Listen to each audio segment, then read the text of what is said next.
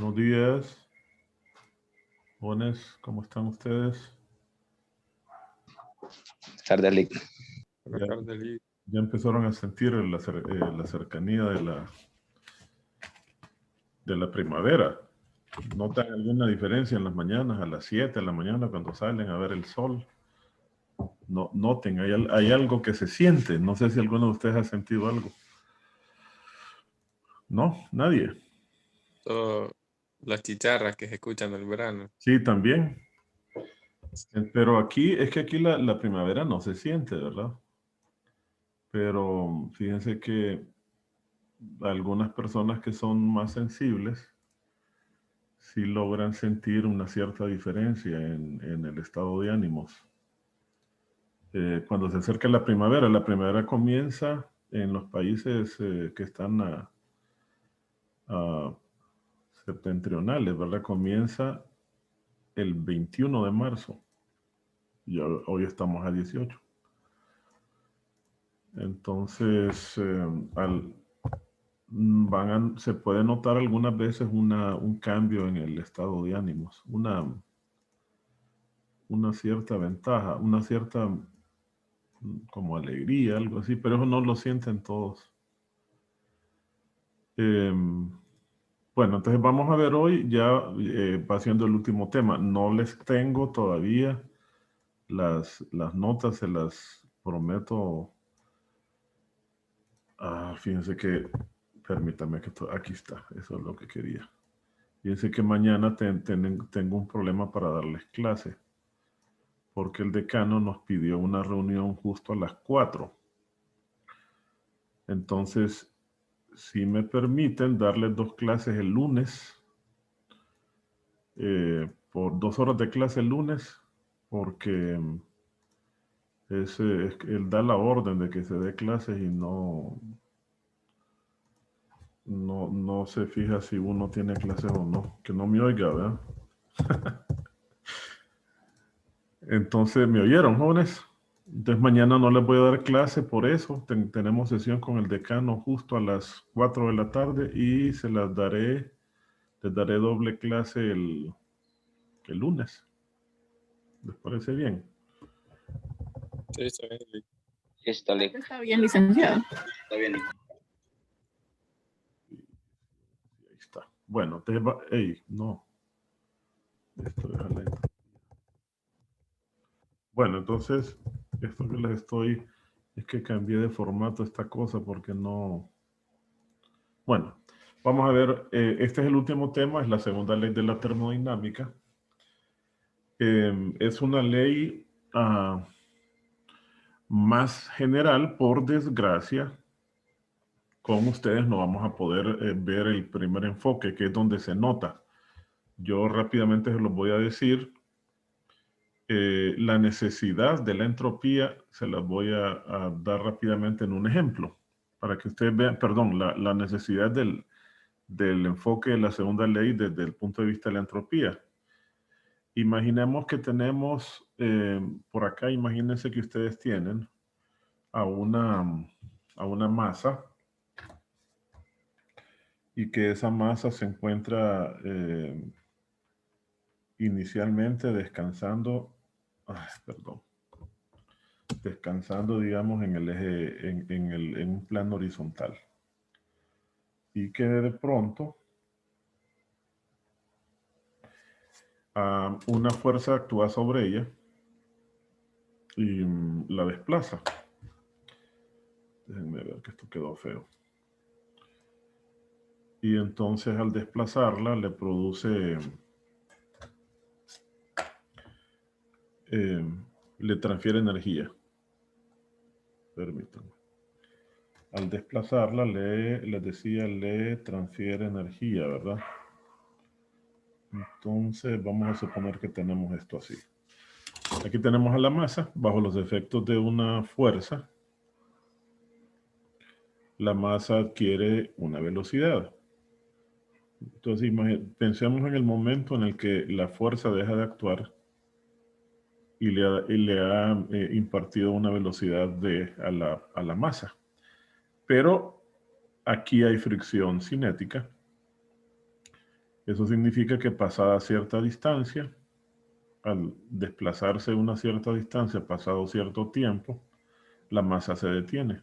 Velocidad final cero, por efecto de la fricción. Entonces vamos a tener que la masa se desplazó una distancia t en un tiempo t, ¿verdad? Y entonces uno se pregunta lo siguiente: ¿qué se hizo la energía que la masa tenía? La masa tenía en este momento una energía inicial cinética que era igual a un medio de la masa por el cuadrado de esa velocidad inicial. Y aquí tiene claramente una energía cinética final igual a cero. Su velocidad es igual a cero. Estamos suponiendo que esa superficie es horizontal, por lo tanto el cambio de energía potencial no cuenta, o es igual a cero. Por lo que hemos aprendido del calor, sabemos que esa cantidad de energía cinética, el cambio de energía cinética, que sería Kf menos Ki, el cambio de energía cinética, se convirtió en calor, ¿verdad? Y si nosotros somos cuidadosos, nos vamos a dar cuenta que las dos superficies experimentaron un cambio de temperatura. Y entonces se puede hacer el cálculo de calor. Ya recuerden que hay un equivalente mecánico del calor, C por M por delta T, y nos daría entonces eso, que ese calor es equivalente a esa energía que se encuentra ahí. Si uno le aplica la primera ley a esta ecuación, encontraría simplemente que el cambio, que la energía, que el calor fue igual al trabajo, ¿verdad? Vamos a suponer que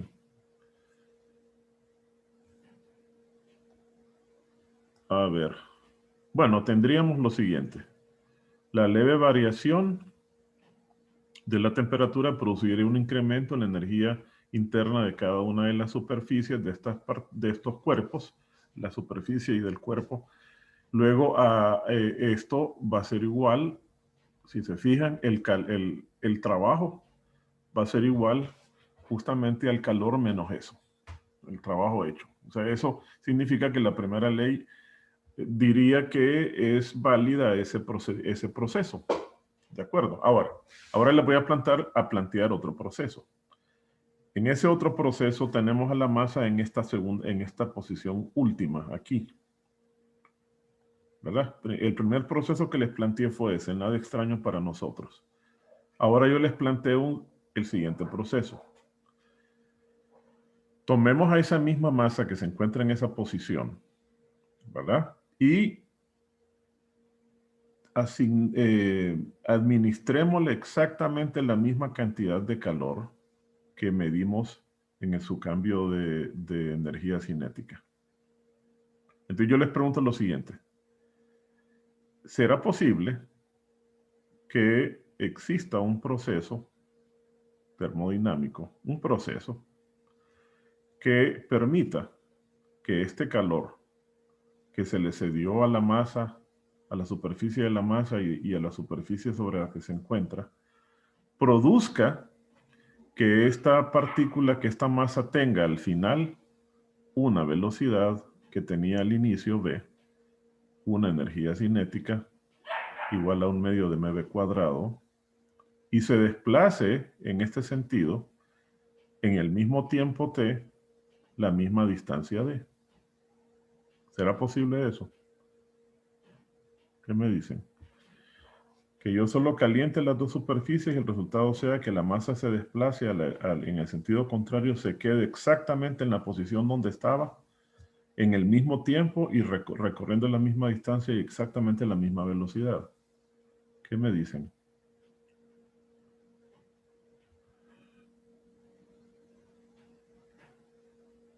¿Ven viable ese proceso?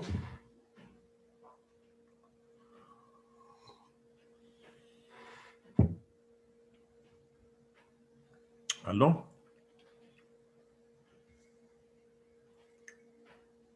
¿Me habré desconectado? No, ¿verdad? Están ahí. ¿Qué me dicen? ¿Ese proceso es viable?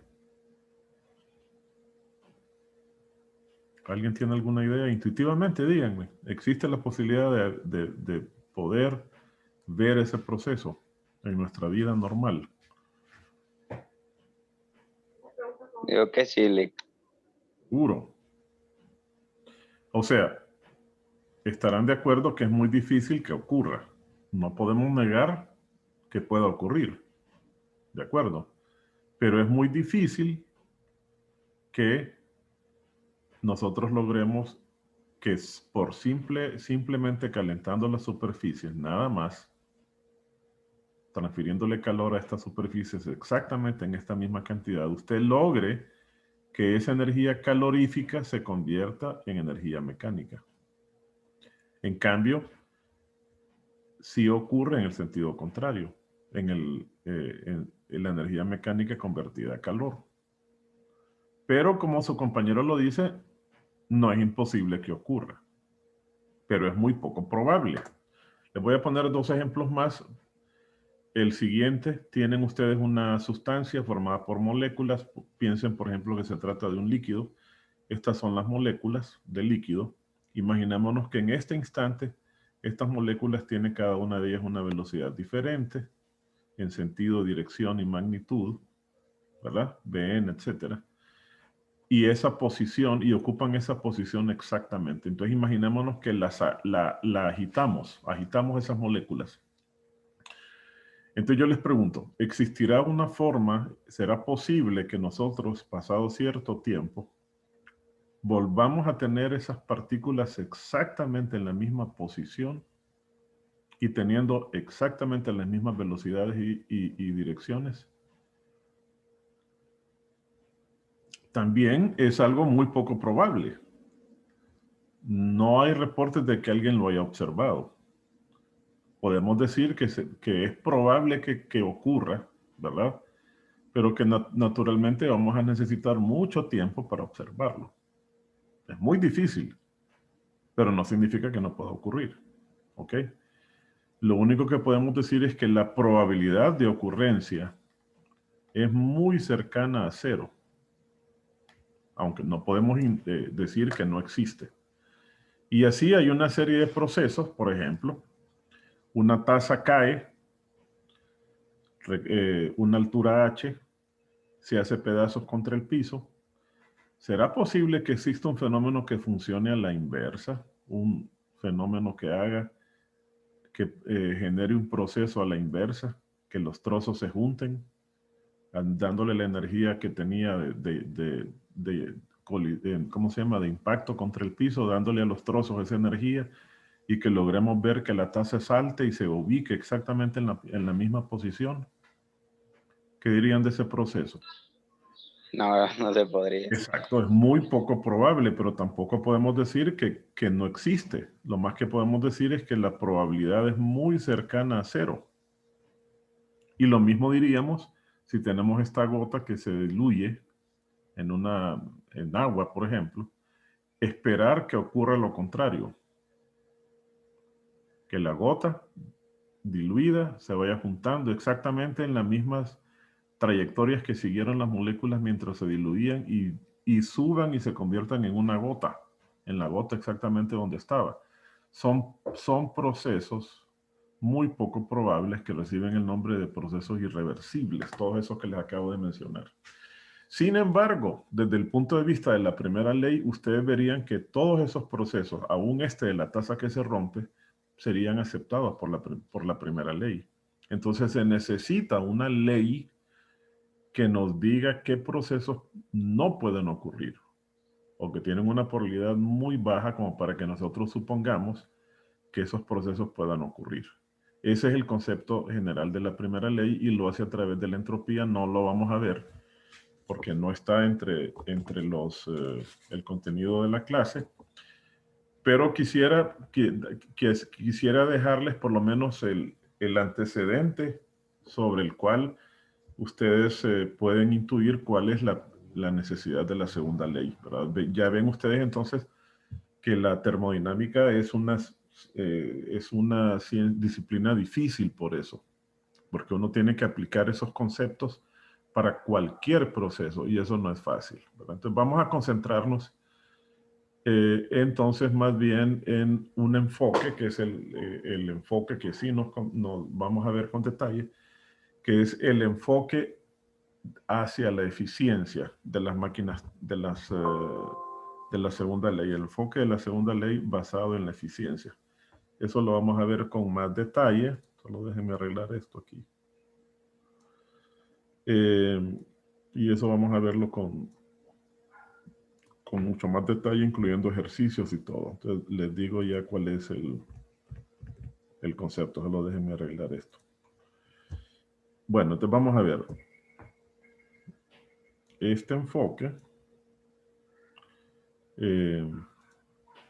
básicamente se los voy a adelantar. Existen dos tipos de máquinas térmicas, ¿verdad? Son máquinas que son máquinas térmicas, son máquinas que funcionan con calor, con transferencia de calor. Máquinas térmicas. Ahí tenemos los dos ejemplos. Están las máquinas que hacen lo siguiente. Toman calor de un depósito de alta temperatura, aquí, toman calor, y usan ese calor para convertir a la sustancia con la que trabajan en vapor, y luego logran que al expandirse ese vapor produzca energía mecánica. O sea que la salida de esas máquinas es energía mecánica, W, sirven para eso. Y también hay una cantidad de ese calor de entrada. Aquí hay un calor. Yo andaba buscando la carrito, no puedo ver. Podrían apagar sus... ¿Aló?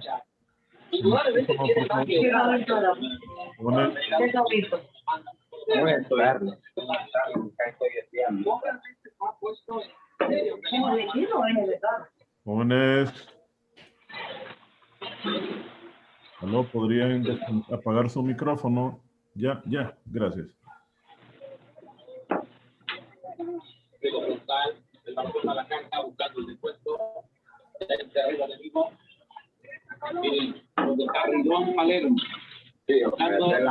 delantero. ¿Quién? Palermo. Iván Palermo. Mañana. Bueno, entonces les decía, permítanme.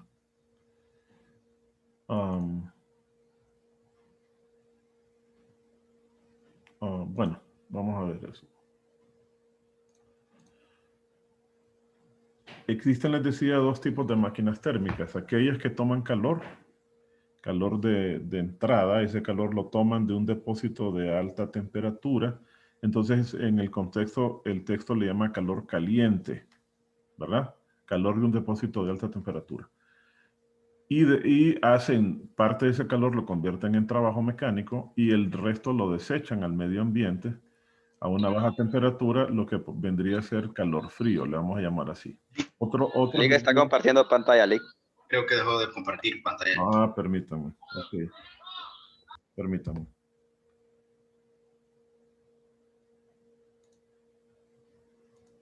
Sí. Perdón. Ya les comparto, permítame. Ahí está. Ya, ¿verdad? Entonces, hay dos tipos de máquinas térmicas, decíamos. Unas, ya lo pueden ver, ya, ¿verdad? Sí. Ya, Lick. Ok. Unas de ellas toman calor de un depósito de alta temperatura.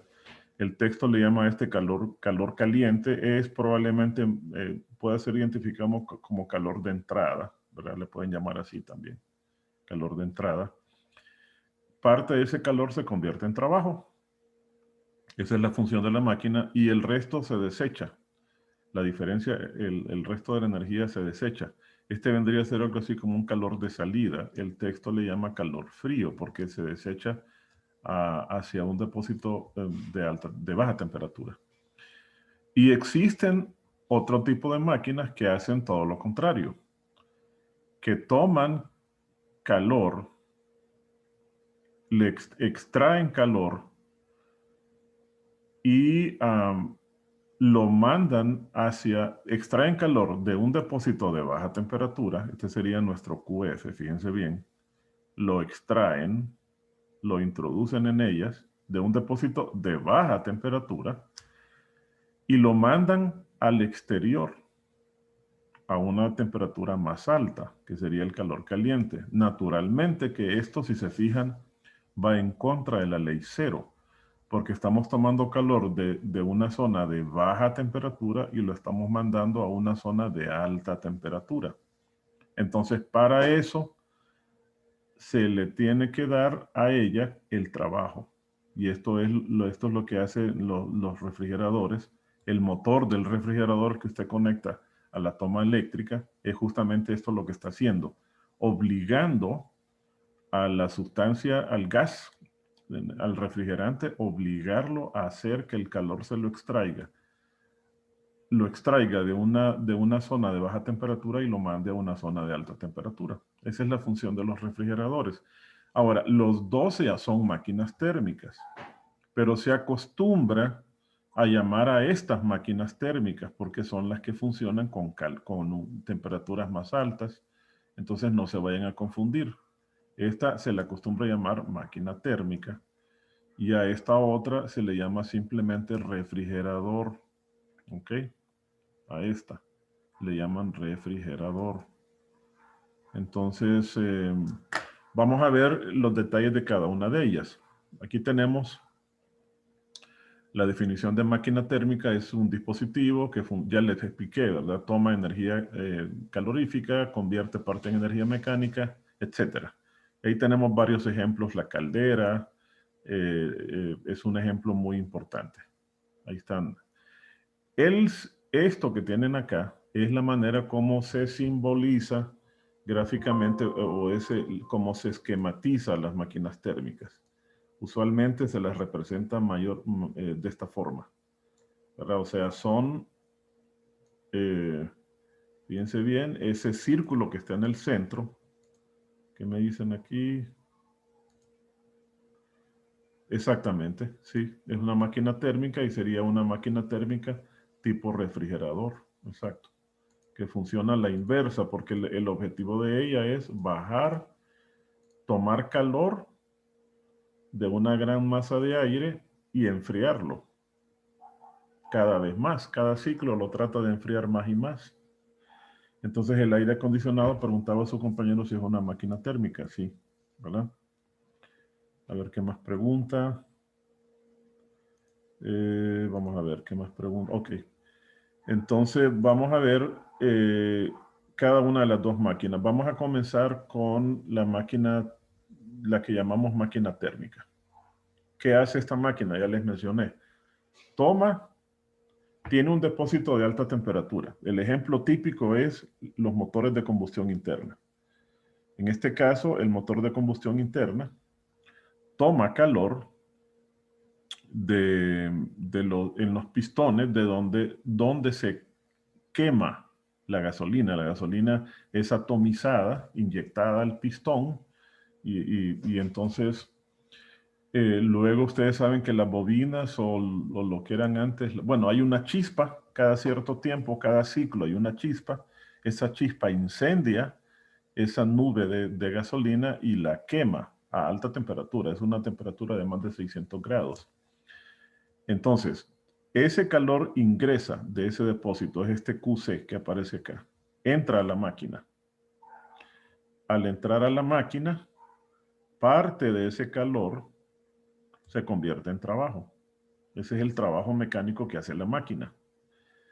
Y después el resto se desecha, se lanza al medio ambiente. Por ejemplo, en el caso de los motores de gasolina sería todo ese gas que escapa por el tubo de escape, que se va por el tubo de escape. Y ahí evidentemente que la temperatura es más baja. Quiere decir que aquí estamos tomando calor de un depósito de una zona de alta temperatura y lo estamos mandando a un depósito de baja temperatura. Es la manera como va el flujo de calor. Parte de él se convierte en trabajo. Entonces, la eficiencia de estas máquinas se calcula de una manera muy sencilla. la eficiencia de casi cualquier cosa, por ejemplo, en una empresa, usted quiere saber cuál es la eficiencia de la empresa. Entonces, usted lo que tiene que hacer es dejar que transcurra un año en el cual usted observa la empresa y va a medir la razón de lo que usted quiere que la empresa le dé entre lo que usted tiene que darle. En este caso, usted quiere que la empresa le dé utilidades. Entonces, usted divide las utilidades sobre la inversión, ¿verdad? Eso le genera la eficiencia de la máquina, perdón, de la empresa. En este caso hacemos lo mismo. Siempre es lo deseado, la máquina está diseñada para que funcione de una manera particular, sobre lo invertido. Es exactamente lo mismo. Entonces, fíjense bien qué significa. ¿Qué quiero yo de una máquina de este tipo? Que me dé trabajo mecánico, tanto como sea posible. Pero para eso yo le tengo que dar calor. Ese es el calor de entrada. Tengo que quemar gasolina. ¿Ok? Entre mayor trabajo me hace con una reducción en el consumo de gasolina, entonces la eficiencia se incrementa. Entonces, la mala noticia es que las máquinas, por ejemplo, los motores de combustión interna, el 70% de la energía la tiran. O sea, más o menos el 70% es lo que se lanza al medio ambiente y apenas un 30% en promedio es lo que se convierte en trabajo. Por eso estamos como estamos, ¿verdad? Estamos calentando enormemente el ambiente. Luego noten ustedes que hay un flujo de calor evidente. Hay uno puede establecer una ecuación de balance de energía muy sencilla. El calor de entrada se divide entre el trabajo que se hace, que les decía que es un 30%, más el resto que se lanza al medio ambiente. Aquí hay que tener cuidado en esta ecuación en ubicar este valor positivo, porque este valor sale de la máquina y entonces tiende a ser negativo. Si yo sustituyo despejo para el trabajo en esta expresión, me va a quedar igual a QC menos el valor absoluto de QF. Y entonces yo puedo sustituir aquí a W y me quedaría lo siguiente. Una forma alternativa de calcular la eficiencia, que sería, esta ecuación la podemos resumir, fíjense bien, nos quedaría como la eficiencia igual a 1 menos la razón de la magnitud del calor de salida sobre el calor de entrada, ¿verdad? Más la otra ecuación. Aquí tenemos las dos ecuaciones que se van a utilizar sobre QC. También no se les olvide que si yo quiero la forma porcentual, quiero expresar esto porcentualmente, entonces lo que hago es que multiplico la eficiencia por 100, ¿verdad? Nada más. Y de esta manera tengo el valor porcentual de la eficiencia. Estas son las ecuaciones que nos interesan. Vamos a ver aquí, viene a continuación eso que acabamos de hacer. Ven, ahí está la definición de eficiencia. Es la fracción, es lo que se obtiene dividido entre lo que se paga por obtenerlo, ¿verdad? Luego aquí están las dos ecuaciones que les mencioné. Ok, vamos ahora al refrigerador. En el refrigerador existe el freezer, ¿verdad? Lo que nosotros llamamos el freezer, que es el nombre de él es evaporador. Usted aquí mete un alimento que usted quiere enfriar. Entonces, el freezer es el foco frío. Usted por ciclo, en la máquina por ciclo le extrae calor al foco frío. Ese es el calor que sería el calor de entrada. Es el calor como ese de un depósito, es extraído de un depósito de baja temperatura, se le sigue llamando calor frío. ¿Ok? Entonces ese calor ingresa a la máquina. Lo queremos mover, fíjense bien, lo queremos sacar de la máquina. Lo tenemos que llevar hacia el exterior y el exterior está más caliente. Entonces, ¿qué hacemos? Obligamos a la máquina a hacerlo, dándole un trabajo externo. Aquí está, este es el trabajo. Usted tiene un compresor que funciona con electricidad y este trabajo eléctrico se convierte aquí en las unidades, se convierte en la forma en una energía mecánica que obliga a que este líquido, en lo que se ha convertido el gas, porque absorbió calor, el gas tiene un punto de fusión mucho más bajo, por ejemplo, menos 50 grados. Cuando él está aquí en el freezer, como él está más frío, le saca calor a la masa que está aquí. Entonces, con ese calor que él absorbió, se convierte en líquido. Entonces, lo obligan a pasar al líquido. El líquido es obligado a pasar por esta serpentina, que se llama el evaporador, y de esa manera es extraído, sale al medio ambiente. Este es el calor que sale al foco caliente. Pero como ese calor está saliendo de la máquina, entonces no se les olvide que es negativo. ¿Ok? Y aquí tenemos entonces las tres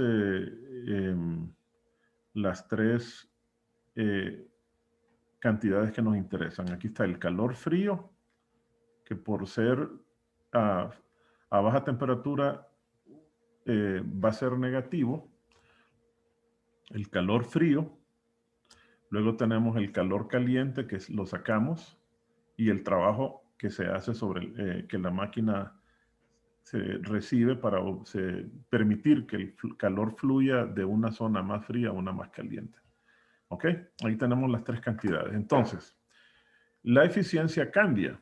Observen, yo quiero calcular la eficiencia. Va a tener que ser igual a lo que yo quiero. ¿Qué quiero? Yo quiero sacar la mayor cantidad de calor posible porque quiero enfriar eso que tenemos allí.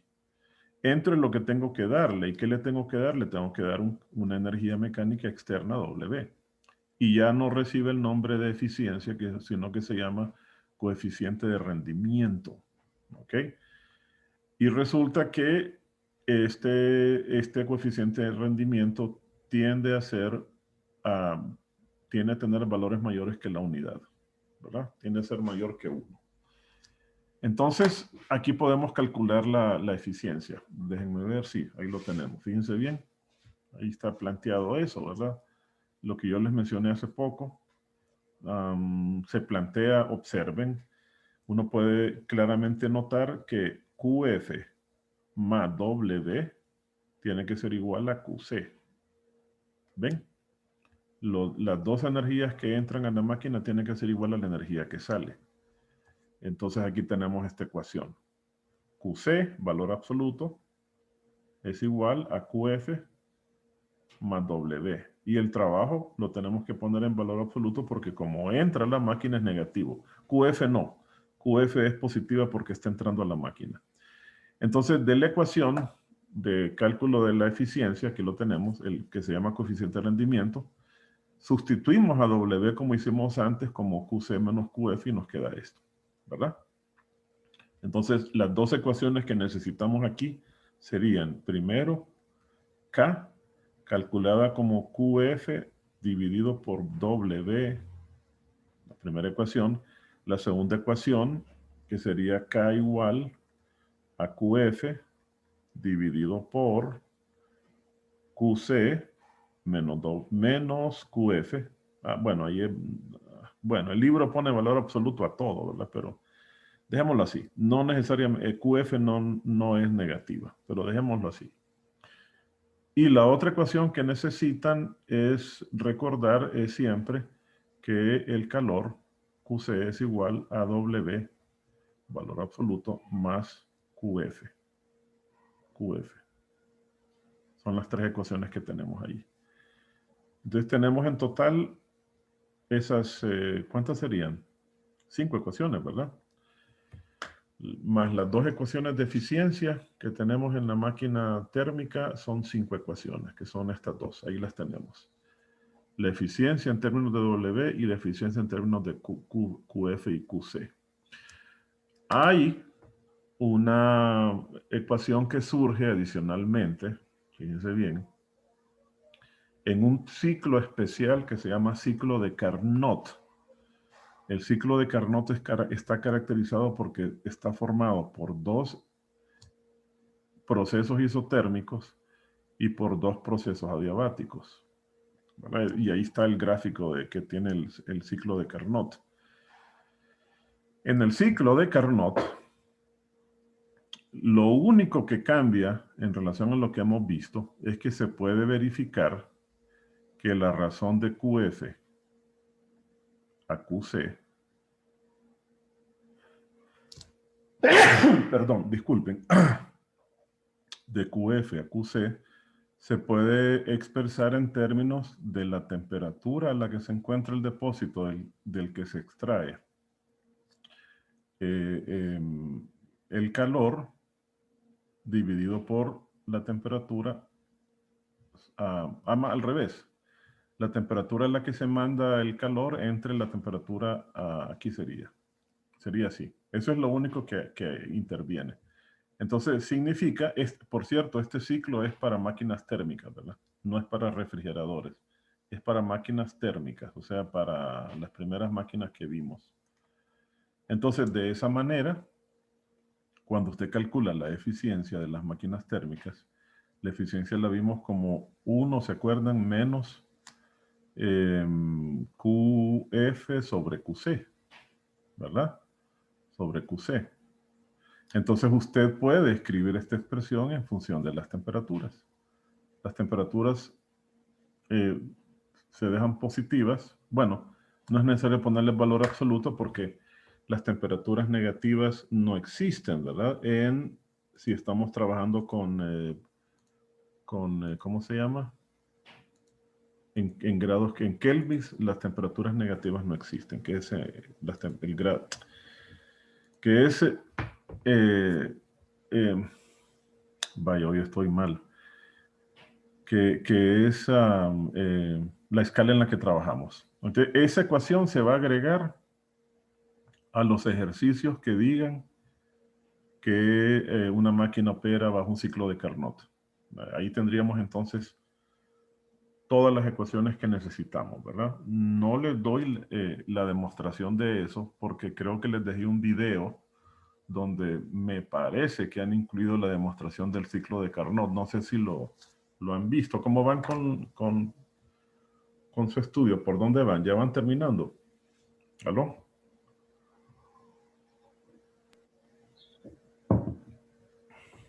O sea, en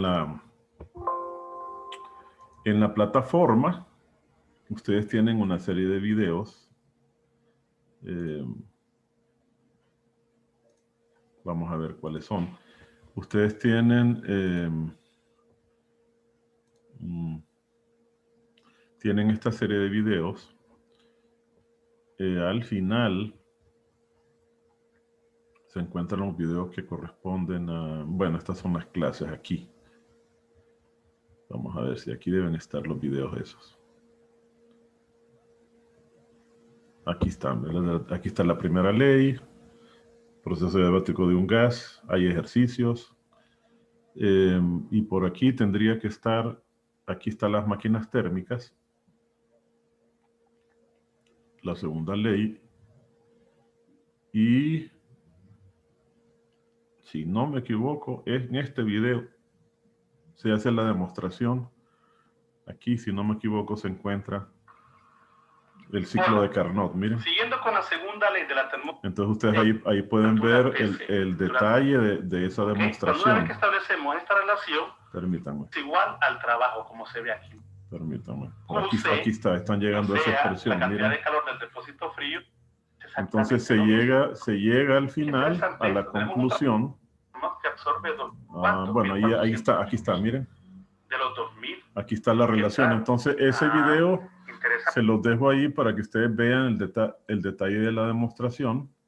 Y entonces yo estoy solamente recordándoles cuáles son las ecuaciones con las que ustedes tienen para que podamos trabajar, ¿verdad? Creo que me desconecté o no. ¿Aló? No, ¿verdad? No, le... Ok. Espérenme, vamos a ver. Ok. Entonces, ¿qué es lo que vamos a hacer? Bueno, nos faltaría únicamente hacer ejercicios. ¿Cuándo tienen el examen, por cierto? ¿Aló? ¿Cuándo? Miércoles 24. Ah, el miércoles de la próxima semana tienen el examen. Perfecto. Eso significa que en las 2 horas que vamos a ver el lunes, vamos a ver estos ejercicios que ya sería el último tema, ¿verdad? Entonces, con esto concluimos. Vamos a hacer rápidamente recordar qué fue lo que vimos. Bueno, hemos visto que hay 2 tipos de máquinas que trabajan con calor, los refrigeradores y los que son mal llamadas máquinas térmicas. En las máquinas térmicas se mide la eficiencia y se mide de esa manera, como el trabajo que la máquina hace sobre el calor que absorbe, y alternativamente se pueden calcular de esta manera, ¿verdad?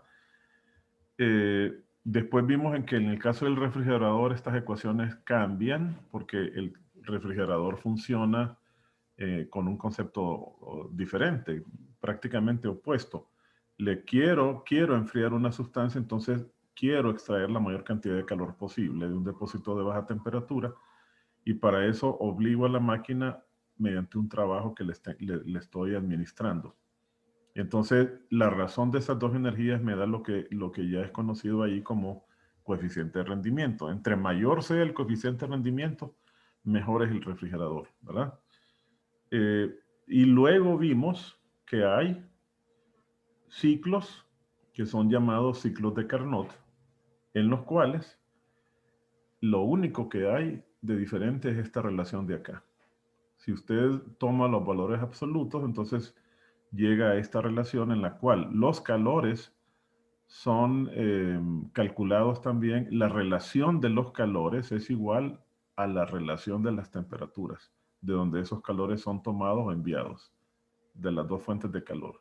Y entonces lo único que cambia es que la eficiencia, aparte de QF sobre QC1 menos eso, se calcula también como 1 menos la razón de las temperaturas, ¿verdad? Esa es la única diferencia. Y entonces también se puede calcular, no, miren, en el refrigerador también. Un refrigerador de Carnot también se puede calcular con las temperaturas de esta manera. Es la temperatura del depósito de baja temperatura entre la diferencia de las 2. Se puede medir también. Ahora, ¿cuál es en esencia el enunciado de la segunda ley? Pues el enunciado está aquí. No es posible que nosotros logremos, ese es el enunciado de la segunda ley, es imposible construir una máquina de calor que convierta todo el calor que tome en trabajo. Es imposible. En pocas palabras, la segunda ley prohíbe, también es una prohibición, prohíbe que existan máquinas térmicas con el 100% de eficiencia. Eso esencialmente es el enunciado de que hay 2 enunciados, el de Kelvin Planck y el enunciado de ¿cuál es el otro? El enunciado de Max, hay 2 enunciados, vaya, no lo tengo aquí. A ver, no lo tengo aquí. Entonces, nos vamos a quedar ahí. El viernes, mañana no tenemos clase por lo que les mencioné, ¿verdad? De la reunión con el decano, y entonces el lunes yo les doy las 2 horas de clase última, ¿verdad? ¿Preguntas? Yo tengo una consulta. Dígame. ¿Para cuándo es la tarea del capítulo 19, 20? Creo que es. Vamos a ver, ¿no? Veámoslo, aquí debe estar, veamos eso acá. Ya le digo, voy a compartir para que vean eso acá. Ya le digo.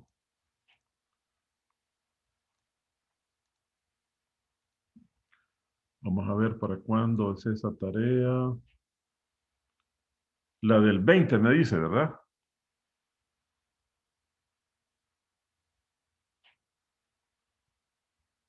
Vamos a ver.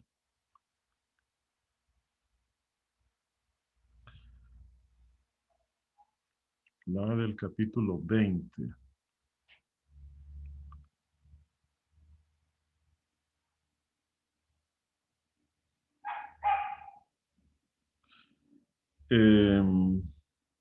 Vamos a ver para cuándo es.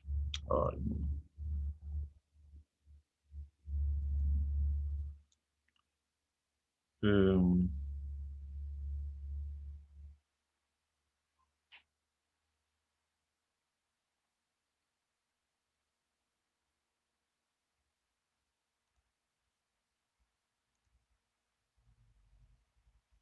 Esa tarea está para... hay que cambiarla. Vamos a dejarla para el día del examen. El examen me dijeron que es el miércoles 24, me dijeron, ¿verdad? El examen. O el martes. Sí, el miércoles 24, de 12 a 2. Entonces, la vamos a dejar es para ese día. Para el 24 de marzo del 2021.